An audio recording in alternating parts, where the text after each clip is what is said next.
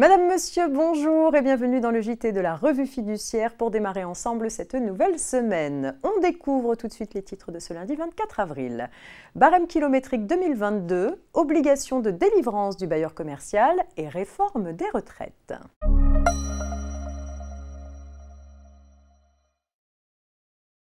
Comme le ministre Gabriel Attal l'avait annoncé fin mars, le barème kilométrique servant à évaluer les frais de déplacement des salariés et des titulaires de bénéfices non commerciaux a été revalorisé de 5,4% dans les mêmes proportions que le barème de l'impôt sur le revenu.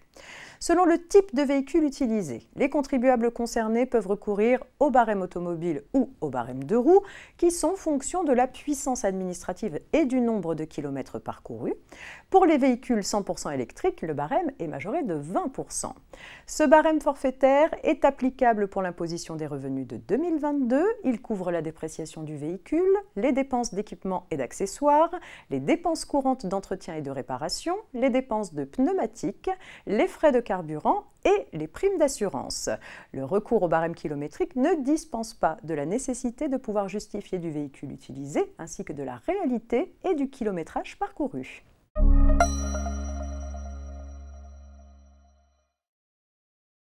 Le bailleur commercial doit délivrer au locataire la chose louée, l'entretenir en état de servir à l'usage pour lequel elle a été louée et y faire pendant la durée du bail toutes les réparations nécessaires autres que locatives. En cas de manquement du bailleur à son obligation de délivrance, le locataire peut demander à être autorisé à faire exécuter les travaux nécessaires et obtenir l'avance des sommes correspondantes. C'est ce qu'avait fait une société locataire de locaux commerciaux en assignant ses bailleurs en exécution de travaux de remise en état avant d'être mise en liquidation judiciaire. Reprenant l'instance, le liquidateur demande la condamnation des bailleurs au paiement du coût des travaux de remise en état. Pour s'y opposer, les bailleurs font valoir que la liquidation judiciaire du locataire faisait obstacle à toute reprise d'activité dans les locaux et que les travaux ne seraient pas réalisés. Selon eux, le paiement à titre d'avance n'a donc pas lieu d'être. Ils ont raison. Dans la mesure où les travaux nécessaires à la mise en conformité des locaux ne vont pas être réalisés, les bailleurs ne peuvent pas être condamnés à verser une avance sur leur coût. Le locataire en liquidation judiciaire peut seulement obtenir l'indemnisation des conséquences dommageables de l'inexécution des travaux.